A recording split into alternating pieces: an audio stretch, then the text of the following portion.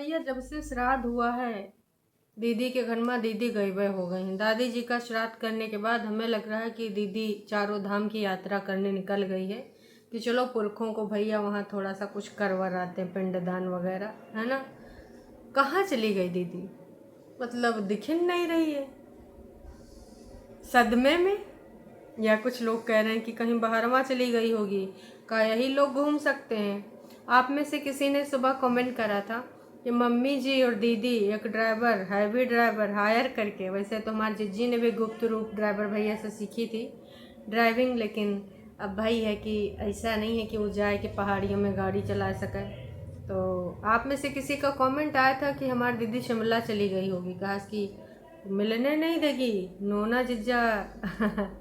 जो स्कीम दिए होंगे, स्क्रिप्ट दिए होंगे, उसके हिसाब से ही उसको चलना है। और कागजी जिज्जा उम्मीद लगाए हैं कि भाई, वैसे मुझे लगता है कि मिलने देगी, बाकी लोगों का कहना है कि मिलने नहीं देगी।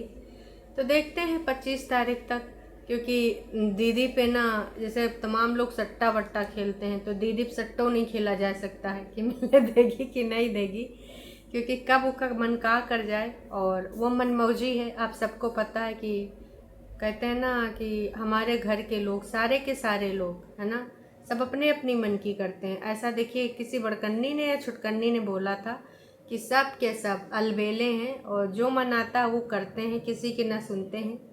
सबसे ज़्यादा तो दुख इसी बात का है मम्मी जी को, क्योंकि उनका कोई सुनता नहीं है और सब अपनी मन मर्जी करते रहते हैं। तो कुछ ऐसे ही सुनने में आया है कि भाई साहब ये सारी चीज़ें हो रही हैं। बाकी सच्चाई का है, का हमारी दीदी सदमे में है, या फिर मी टाइम स्पेंड कर रही है, या फिर कुछ और है कहानी जो ऑफ कैमरा चल रहा है, भाई साहब पता नहीं। फ़िलहाल जब मैंने बग्गी का वीडियो देखा तो मुझे लगा कि मम्मी जी, फिर लिखा मेरी मम्मी, तो मैं समझ गई कि सासू अम्मा की बात नहीं हो रही, मम्मी जी की बात हो रही है। यहाँ पे बात हो रही थी का, पूरी बात बताएंगे। चलिए फिर शुरू करते हैं आज का रंगारंग कार्यक्रम। तो हे एवरीवन, एक बार फिर से आप सभी का स्वागत है। और बग्गा का जो लिचड़ाई स्वभाव था विगत दिनों में काफ़ी एक्सपोज हुआ है ना। लोगों ने भर भर के तौला भी है कि भैया थोड़ी शर्म कर ले। जिस बीवी के मत्थे पे तू कमा रहा है, जिसके बल पे तू कमा रहा है, वही को तू छोटी छोटी चीज़ों के लिए तरसा रहा है। थोड़ी सी शर्म कर ले, ज़्यादा नहीं, बस थोड़ी सी, उतने में तेरा काम हो जाएगा। वैसे कुंबा वासियों को ज़्यादा शर्म करनी चाहिए, थोड़ी सी इनका कुछ भला होगा नहीं। खैर, बग्गी का जो टाइटल था वो है मेरी मम्मी की तबीयत ख़राब थी, 5 दिन बाद बताया, बुरा तो लगना ही था, बुरा तो लगेगा ही। और ऐसी वाली रोने वाली बेचारू वाली इमोजी। ओ माय गॉड, हमारी जिज्जी और बग्गी कभी कभी कितने बेचारे हो जाते हैं। चलो फिलहाल बग्गी को दिखाया था गाड़ी से, नहीं पहले तो लिफ्ट से बाहर आते हुए। पहली बार मैंने बाहर का नज़ारा देखा, जस्ट बिकॉज बग्गा, बग्गा की वजह से ये हो पाया। अदरवाइज़ कभी हम ये वाला पोर्शन नहीं देखे हैं कि स्कूटी निकालते हुए, फिर घर के इधर से निकलते हुए, फिर रास्ते पे चलते हुए, ये सब हमने कभी नहीं देखा। बग्गा की वजह से हम देख पाए हैं। और कह रहा था कि भाई का बहुत ज़्यादा खोपड़ियों में दर्द हो रहा है, माइग्रेन की समस्या है। तो जा रही हूँ, इसको थोड़ा सा चाय वाय पिला दूँ और जाऊँगा तो ये खुश हो जाएगी। बग्गा को पता है कि जब 10 रुपये में काम चल सकता है, तो भाई चली गई। उसने नारियल पानी भी पिलाया, तो नारियल पानी अगर पिलाया है तो दिखाएगा तो है ही ना भाई साहब। अगर 50-60 रुपया खर्च हो रहे हैं, तो अभी बीवी ने कल वैसे पोलम पट्टियाँ खोली हैं, तो लोगों ने भर भर के गरियाया है, तो उसकी भरपाई करने के लिए नारियल पानी पिलाया। और हाँ, नोना जिज्जा की जो स्कूटी है वो पेट्रोल नहीं रहता है। एक तो भैया उमा स्टार्ट भी नहीं हो रही थी, सेल्फ स्टार्ट ना हो के वो कुछ और है। तो स्टार्ट हुआ और तेल ख़त्म हो गया, तो पेट्रोल पंप पे ना बग्गे ने यो भी दिखा दिया कि ऐसा नहीं कि हम स्कूटी ले गए तो पेट्रोल नहीं डला रहे हैं, देखो डला रहे हैं। हर चीज़ की वीडियो क्लिप बनी है। मतलब यार, बग्गा अगर 10 रुपया खर्चा करता है, वो दिखावे ना, ऐसा हो नहीं सकता है। तभी से मैंने बोला था कि इस रक्षाबंधन को छोड़ के पिछले वाले रक्षाबंधन में जब आशिमा को इसने 201 रुपया दिया था, तो बोला था कि भाई जनता ने, तूने बाकी के पैसे काहे नहीं दिए, 201 रुपये में तो एक डब्बा मिठाइयों आजकल ना मिले है ना। तो इसने बोला था कॉपी किताबें ला के आशिमा को देंगे। अगर इसने कॉपी किताबें ला के आशिमा को दिया होता तो 100% यकीन मानिए भाई साहब कम से कम ना वीडियो में ज़रूर दिखाया होता। क्योंकि छोटी से छोटी चीज़ ये वीडियो में दिखाना पसंद करता है, तो नहीं दिखाया। दैट मीन्स आशिमा को उस रक्षाबंधन में जो है 201 रुपया दे के निपटाया था, और इस बार आशिमा को दिखाया ही नहीं। बाकी लोगों ने पूछा भी तो उसने कह दिया वो लोग लेट में आए थे, शाम को आए थे, तो हमने वीडियो नहीं बनवाई। हाँ, वीडियो बनाते तो फिर पकड़े जाते, इस बार कहीं 101 रुपया ना पकड़ाई दिया गया है। बग्गा की कंजूसी से सारे लोग त्रस्त हैं, सारे के सारे। खैर पिला उला के खिला उला के लाता है, और उसके बाद दीदी लोग चली जाती हैं वॉक करने बग्गी के साथ दीदी, और भाई रास्ते में चाबी खो जाती है। सारी शक की निगाहें बग्गी की तरफ ही थी, क्योंकि एज़ यूजुअल घर में अगर कुछ बिगड़ता है तो टारगेट एक ही फिक्स है, बग्गी। वहाँ पर मोबाइल टूटा, बग्गी, है ना। कुछ समस्या हुई तो चुलबुलानापन काहे करती रहती हो, फ्राइज़ खानी है तो बग्गी को ही डांट पड़ी होगी। देखा लड़के को गुस्सा दिया, चला गया, कंट्रोल नहीं कर पाती हो, ज़रूरी था तुमको फ्राइज़ खाना। तो इसी प्रकार से बग्गी को अक्सर टारगेट किया ही जाता है, ये हम सबको पता है। तो चुलबुली स्वभाव, और थोड़ा उसको ये बोलते हैं कि अक्ल नहीं है, ये सब के हिसाब से अक्ल नहीं है, यही लोग बोलते हैं इनके कुनबावासी फरिश्ते गाली गलौज वाले।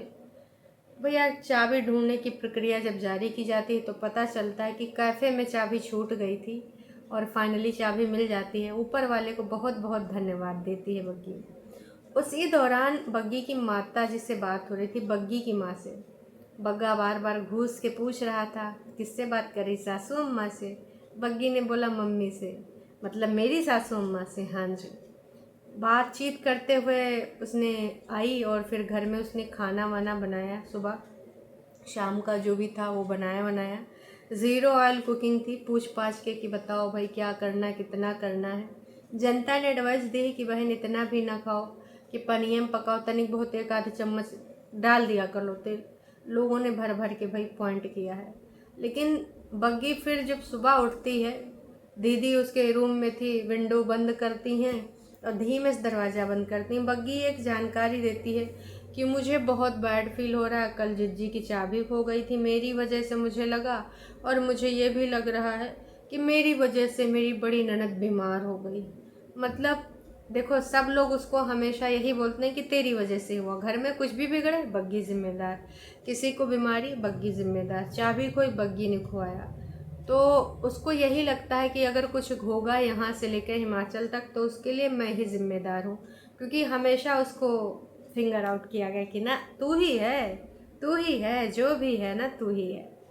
उसकी वजह से बग्गी अपने आप में थोड़ा सा इमोशनल हो रही थी, ग्रीन टी शर्ट पहन के। फिर उसने जो बात बताई कि यार मेरे को बहुत बैड फील हो रहा है, कि मम्मी ने रिश्तेदारों तक को बता दिया, मुझे नहीं बताया। हालांकि थोड़ा थोड़ा बताया था कि उनको माइग्रेन की समस्या है, लेकिन ऊपर वाले फ्लोर पे काम कर रही थी तो उनके पैर में शायद कांच लग गया था, और कांच वाली बात उन्होंने मुझसे छुपाई। इतने सारे कपड़े बदले, इतने सारे कपड़े बदले, बांध बांध के पट्टी, लेकिन खून बंद नहीं हुआ, बहुत मेहनत पड़ी। तो बग्गी बहुत इमोशनल हो रही थी कि पापा जी ने भी नहीं बताया, मुझे बहुत बुरा लग रहा है, पराया कर दिया है मुझे, बिल्कुल पराया कर दिया है। अब आप ही लोग बताना इसमें मेरी मम्मी की गलती है कि नहीं। मुझे बहुत बैड फील हो रहा है कि बताना चाहिए, रिश्तेदारों को बताया, मैं क्या बोलूँ। मतलब मैं जो कहना चाह रही हूँ वो तुम लोग समझ रहे हो कि क्या मुझे उन्होंने पराया कर दिया है, रिश्तेदारों से भी ज़्यादा पराया, कि सबको पता है मुझे नहीं पता भाया। इतना ज़्यादा इमोशनल, इतना ज़्यादा भावुक।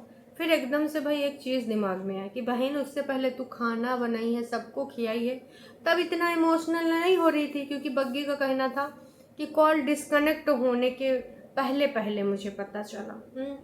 और उसके बाद भाई तू खाना आई है, बनाई है डिस्कनेक्शन के बाद, सबने खाया पिया भी है। तो वो सारी चीज़ों में तूने वो चीज टाइम नहीं डिस्कशन का, मतलब उस टाइम मनोभाव इतना इमोशनल नहीं हुए थे। सारा सब कुछ निपटू के सुबह याद आता है कि ऐसा ऐसा सीन था। मम्मी जी से तो तभी बात कर रही थी ना जब वो पार्क में वॉक कर रही थी, चाबी वाबी मिल गई थी, बग्गे के साथ वापसी कर रही थी, तभी बात कर रही थी। उसके बाद का भी तो इसने वीडियो दिखाया है, प्रॉपर वीडियो है। तो भाई मुझे तो यही लग रहा है कि इसको उस टाइम पे क्यों नहीं लगा। अपना पसीना वसीना भी दिखाई है, 6-7 किलोमीटर क्लियर करें तो भी चेहरे पे एकदम खुशी थी। उसके बाद किचन में जब बना रही थी तो भी खुशी थी, उसके बाद एकदम से इमोशनल हो जाना कंटेंट के लिए ये अगर नहीं है तो और इसको क्या कहेंगे। अगर मैं हूँ, जिस टाइम बात कर रही होंगी किसी इंसान से, उस टाइम मुझे कोई बात चीज़ बुरी लगेगी, ना कि बाद में बुरी लगेगी कि मम्मी ने मुझे हाय क्यों नहीं बताया, मम्मी ने मेरे से बात क्यों नहीं करी। बाद में लगेगा, नक्को जी नक्को, उसी टाइम लगेगा। आप समझ जाइए, और समझदार के लिए इशारा ही काफ़ी है। समझ गए ना? उम्मीद करती हूँ समझ गए होंगे। बग्गी, तुम्हारा ये तरीका अब धीरे धीरे दीदी की तरह होता जा रहा है, और खैर तुम वहाँ पे रह भी रही हो, है ना। थोड़ी देर बाद भैया दीदी हमारी, मतलब बग्गी हमारी, आईफोन लेके खड़ी हो जाती हैं, और थोड़ा सा इमोशनल जो हो रही थी उस पर थोड़ा सा मतलब कंट्रोल कर लेती हूँ, हो जाता है कंट्रोल। जब टाइम की ज़रूरत थी थंबनेल में लगाने के लिए, वो फ़ोटो भी लगाई है ग्रीन वाली, जहाँ पे थोड़ा सा इमोशनल है, लेकिन उसके बावजूद फिर से सारी चीज़ें वैसे आ जाती। उसके बाद भाई जब ये ज्ञान देने लगती है कि यार मम्मा को मैं बोलूँगी कि प्लीज़, वैसे तो काम करने वाली एक आंटी आती, पर मैं बोलूँगी कि एटलीस्ट सुबह और दोपहर के खाना बनाने के लिए एक हेल्पर आप लगा लो। और सिर्फ मम्मा को ही नहीं, मैं आप सबको भी बोलूँगी, सारी लेडीज़ को बोलूँगी कि हम सब अपनी हेल्थ का ध्यान नहीं देते हैं, तो आप भी अगर ऐसा कुछ है तो अपनी हेल्थ का ध्यान दो, बाकी चीज़ें बाद में, कुछ नहीं हो रहा ना करो। बहन लेक्चर बाद में देना, पहले अपने लिए तो स्टैंड ले लो। इतने दिन से एक हेल्पर नहीं लगवा पाई, दूसरों को ज्ञान देने आ गई हो कि तुम लगवा लियो, तुम लगवा लियो, महिला सशक्तिकरण पे भाषण दे रही हो। बहन सबसे पहले ना अपने दिया का अंधेरा दूर करो। तुमसे हमें ये बिल्कुल उम्मीद नहीं थी, धीरे धीरे हमको निराशा देती जा रही हो तुम। काहे का स्टैंड, बाकियों के लिए तुम स्टैंड ले रही हो, सर्वप्रथम अपने लिए स्टैंड लीजिए। वहाँ तो बोल दिया गया कि माता श्री करा लेंगी हैं, और हमें ज़रूरत नहीं है। हालांकि कुछ दिन तक करा, लेकिन ऊपर वाले उत्पात मचाते रहे कि भाई जब मैं अकेली थी, सिट के बाद भी मैं अपना सारा काम खुद ही करती हूँ, अकेली थी तो भी मैं करती थी। हालांकि बच्चे के बाद थोड़ा टफ हो जाता है, और इसके बाद मैं बग्गी की हेल्पर भी टफ हो गई। वो कहा है कि बता दिया गया कि चाची जी बीमार पड़ गई हैं, इसलिए वो नहीं आ रही, और उसके बाद उनकी बीमारी कबहू ठीक है नहीं भई। फिर ये स्टेटमेंट दे दिया गया कि माता श्री करा लेंगी, तो किसी को लगाने का ज़रूरत नहीं। फिर कहा जी बग्गी आप देख ही रहे हो, कहा से कहा हो गया, बग्गी बस काम करे जा रही है, करे जा रही है, करे जा रही है। अब कुछ हो भी नहीं सकता ना सब्सक्राइबर्स, इसमें क्या हो सकता है, क्योंकि जो एक बार डिसाइड कर लिया गया वो कर लिया गया। माता श्री रुकेंगे नहीं, माता श्री मानेंगे नहीं, तो अब यही सारी चीज़ें हैं। काश कि बग्गी खुद के लिए भी ये चीज़ बोल पाती। खैर उसने प्रवचन देना धीरे धीरे दीदियों से सीख लिया है। और हाँ, कुर्ती एक निकाली गई थी, वही मम्मी जी वाली काली कुर्ती। दीदी ने कहा मैं तो बहुत पतली हूँ इसलिए मुझे बहुत ढीली पड़ रही है, मम्मी की है तो तू देख ले अगर तुझे हो जाए, क्योंकि मम्मी मतलब दीदी को लगता है कि बग्गी और मम्मी सेम सेम वेट है, आराम से बग्गी को हो जाएगा। पर बग्गी भी हमारी चालाक चंट नारी, ऐसे कैसे मान लेते कि मम्मी के बराबर हूँ। कुर्ती पहन के ऑन कैमरा आई भाई साहब, का बोला।